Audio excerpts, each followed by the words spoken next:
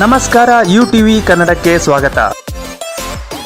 ಲಕ್ಷ್ಮೀ ದೇವಿಯನ್ನು ಆಕರ್ಷಿಸುವ 10 ವಸ್ತುಗಳು. ಲಕ್ಷ್ಮೀ ದೇವಿಯು ಹಣ ಮತ್ತು ಸಂಪತ್ತಿನ ಅಧಿದೇವತೆ ಎಂದು ಪರಿಗಣಿಸಲ್ಪಟ್ಟಿದ್ದಾಳೆ. ಲಕ್ಷ್ಮೀ ದೇವಿ ನೆಲೆಸಿರುವ ಮನೆಯಲ್ಲಿ ಅಷ್ಟ ಐಶ್ವರ್ಯಗಳು ನೆಲೆಸಿರುತ್ತವೆ ಎಂಬ ನಂಬಿಕೆ ನಮ್ಮ ಪುರಾಣಗಳಲ್ಲಿ ವ್ಯಕ್ತವಾಗಿದೆ.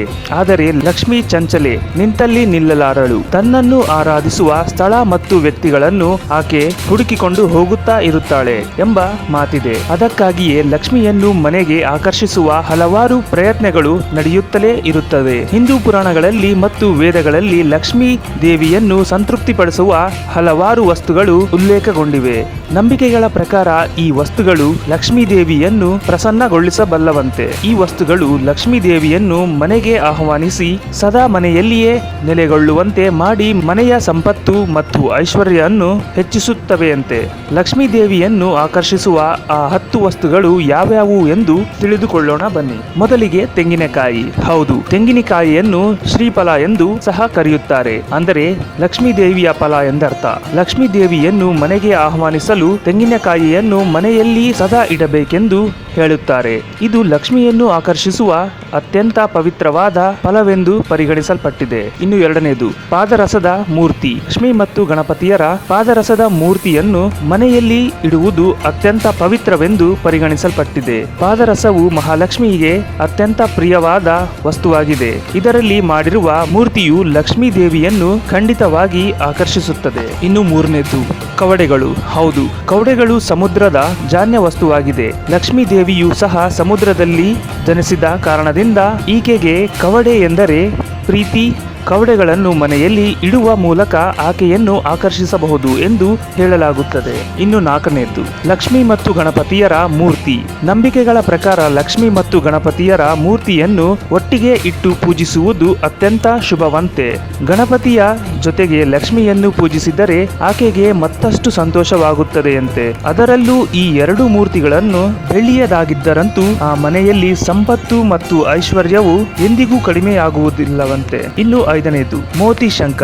ಇದೊಂದು ಬಗೆಯ ವಿಶೇಷವಾದ ಶಂಖವಾಗಿದ್ದು ಮನೆಯಲ್ಲಿ ಇಡುವುದು ಅತ್ಯಂತ ಪವಿತ್ರವೆಂದು ಪರಿಗಣಿಸಲ್ಪಟ್ಟಿದೆ. 6ನೇದು ಲಕ್ಷ್ಮೀ ದೇವಿಯ ಹೆಜ್ಜೆ ಗುರುತುಗಳು. ಲಕ್ಷ್ಮೀ ದೇವಿಯ ಬೆಳ್ಳಿಯ ಹೆಜ್ಜೆ ಗುರುತುಗಳನ್ನು ಮನೆಯಲ್ಲಿ ಇಡುವುದರಿಂದ ಆಕೆಯನ್ನು ಮನೆಗೆ ಆಕರ್ಷಿಸಬಹುದು. ಈ ಹೆಜ್ಜೆ ಗುರುತುಗಳನ್ನು ನೀವು ಹಣವಿಡುವ ದಿಕ್ಕಿಗೆ ಮುಖ ಮಾಡಿ ಇಡಿ. ಇದರಿಂದ ಅಲ್ಲಿ ಲಕ್ಷ್ಮಿ ನೆಲೆಸುತ್ತಾಳೆ ಎಂಬ ನಂಬಿಕೆ ಇದೆ. 7ನೇದು ಕಮಲದ ಬೀಜಗಳ ಜಪಮಾಲೆ. ಸಾಕ್ಷಾತ್ ಲಕ್ಷ್ಮೀ ದೇವಿಯು ಕಮಲದ ಹೂವಿನಲ್ಲಿ ನೆಲೆಸಿರುತ್ತಾಳೆ ಎಂಬ ನಂಬಿಕೆ ಎಲ್ಲರಲ್ಲಿ ಮನೆ ಮಾಡಿದೆ. ಅದರಲ್ಲೂ ನೀವು ಕಮಲದ ಬೀಜಗಳ ಜಪಮಾಲೆಯನ್ನು ಮನೆಯಲ್ಲಿ ಇರಿಸುವುದರಿಂದ ಆಕೆಯನ್ನು ಮನೆಗೆ ಆಹ್ವಾನಿಸಬಹುದು ಎಂದು ಹೇಳಲಾಗುತ್ತದೆ. 8ನೇದ್ದು ದಕ್ಷಿಣಾಮುಖಿ ಶಂಖ. ಶಂಖದಲ್ಲಿ ನೀರನ್ನು ತುಂಬಿ ಅದನ್ನು ದಕ್ಷಿಣಾಭಿಮುಖವಾಗಿ ಇಡುವ ಮೂಲಕ ಲಕ್ಷ್ಮೀ ದೇವಿಯನ್ನು ಮನೆಗೆ ಆಹ್ವಾನಿಸಬಹುದು. 9ನೇದು ಶ್ರೀಯಂತ್ರ. ಈ ಶ್ರೀಯಂತ್ರವು ಸಂಪತ್ತನ್ನು ಆಕರ್ಷಿಸುವ ಅದ್ಭುತ ಶಕ್ತಿಯನ್ನು ತನ್ನಲ್ಲಿ ಹೊಂದಿದೆ. ಈ ಯಂತ್ರವನ್ನು ನಿಮ್ಮ ಮನೆಯ ದೇವರ ಕೋಣೆಯಲ್ಲಿ ಇಡುವುದರಿಂದ ನಿಮ್ಮ ಮನೆಗೆ ಸಂಪತ್ತನ್ನು ಆಕರ್ಷಿಸಬಹುದು. ಇನ್ನು ಕೊನೆಯದಾಗಿ 10ನೇದ್ದು ಏಕಾಕ್ಷಿ ತೆಂಗಿನಕಾಯಿ. ಇದೊಂದು ವಿಶೇಷ ಬಗೆಯ ತೆಂಗಿನಕಾಯಿ. ಇದನ್ನು ತಂತ್ರಶಾಸ್ತ್ರದಲ್ಲಿ ಹೆಚ್ಚಾಗಿ ಬೆಳೆಸುತ್ತಾರೆ.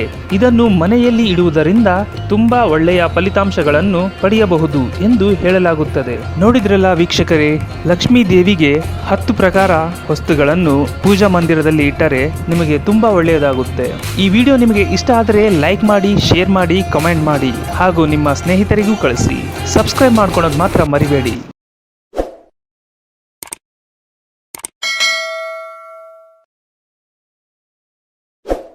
ಈ ಕನ್ನಡಕ್ಕೆ ಲೈಕ್ ಮಾಡಿ, ಕಮೆಂಟ್ ಮಾಡಿ ಹಾಗೂ ನಿಮ್ಮ ಸ್ನೇಹಿತರಿಗೆ ಶೇರ್ ಮಾಡಿ.